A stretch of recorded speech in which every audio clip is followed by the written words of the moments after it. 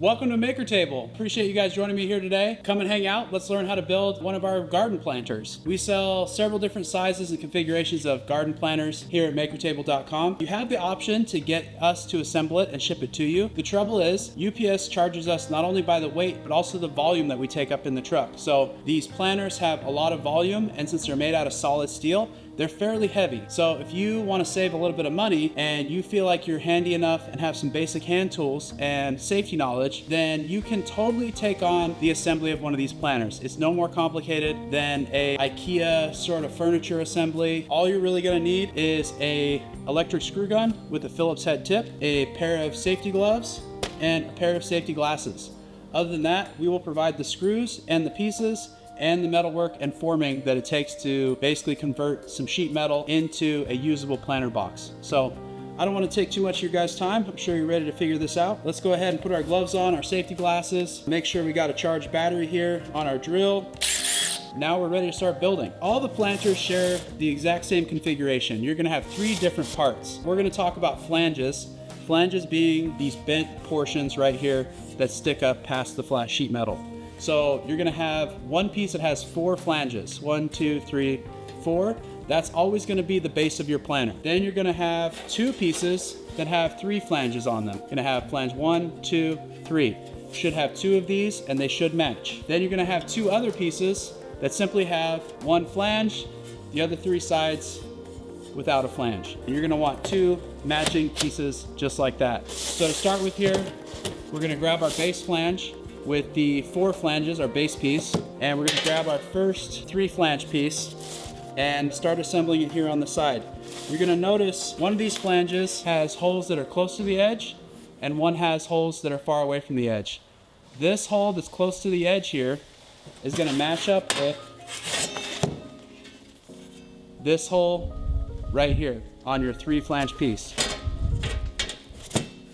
You're gonna take those, put them together just like that, and from there you're going to grab a screw, which we will send you in the pack so you don't have to provide these. These are self-tapping screws, so if the holes don't line up perfectly, you can actually just go ahead and send it on its way regardless. What we're looking for here is line up with our first pilot hole,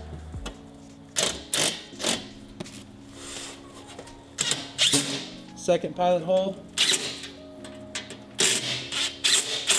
All these holes should line up. So if you have a hole that's not lining up, try the piece on a different side. There may be some little breakaway tabs left over from our manufacturing process. These tags just help us keep track of your order and make sure that the right thing goes to the right person. They're really easy to break away. You just bend them back and forth a few times. Here's that little tab I'm talking about. Just bend it back and forth a few times. We usually break them off for you, so shouldn't have to worry about it, but if it gets missed, simple fix. We're gonna repeat the same thing on the other side here. Find your pilot hole. If this is your first time to the YouTube channel, please feel free to hit like, subscribe. We make some other content and publish regularly, some DIY stuff, and then we get into some of our more complicated architectural projects on there as well and kind of explain what we do. So from here, you'll notice that I left these 2 screws out. You might have been tempted to already put them in. If you have, take them out at this point, because this corner gets captured behind this plate that has the 1 flange. So we're gonna grab our 1 flange piece, and now we're gonna go ahead and close out our garden box here. We have the laser go ahead and pre-drill the pilot holes for you. Make these really easy to line up. And from here, we're just sliding the pieces around. Still got a little bit of movement in it, and we're just going to try and squeeze and line up as many of those holes as we can. And once you get a few of these sunk, about 3 or 4, the rest of the holes just kind of magically start lining up for you. The first few screws are the toughest to get, but once you're past that point, pretty much just grabbing another screw and sending it in the hole. And as you can see, it's a pretty quick process. I'm not rushing here. Not really working that hard. You put these up on a table like this and get yourself a screw gun. It's really an easy installation, and it's gonna save you guys a lot of money, especially if you get into multiple orders of these. because the shipping just eats them up. So I want you to notice those holes right there really aren't lined up perfectly. And that's okay. What I'm looking at here is I want this reveal where this plate sticks out past this plate. I want this reveal to be nice and straight. As long as that reveal is nice and straight and looks clean, I'm gonna go ahead and send this screw in there and it's gonna hold together just fine. And that's one of the reasons we put self-tapping screws in here instead of regular sheet metal screws, is for that exact situation. Happens from time to time. Really don't want you guys to be stuck with any sort of special tooling or drill bits or anything you have to get. So we just use that style of screw. If you haven't seen here, this is my last single flange piece, and this is gonna close out our planter box. Same thing here, we're gonna find the first hole we can to line up. Get that set. Then I'm gonna work my way up to my top corners. If you can see this, it's kind of diving in there. So I'm gonna have to pull that out until we get the holes lined up here, and then I can send it. Same thing with this end.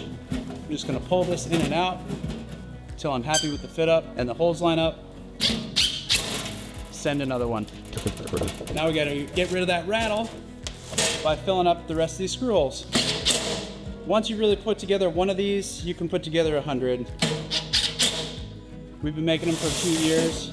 We've slowly perfected them to this point where we have them cut and bent and designed accurately enough that we can ship these out with confidence, knowing that even somewhat handy person that owns some basic power tools can go ahead and put these planters together. Sent it. Hopefully this gives you the confidence to go ahead and order the DIY version of this so you can have your very own steel planter boxes. They're gonna hold up for years and years and years. These are made out of solid 16 gauge steel. Super clean, they hold up well.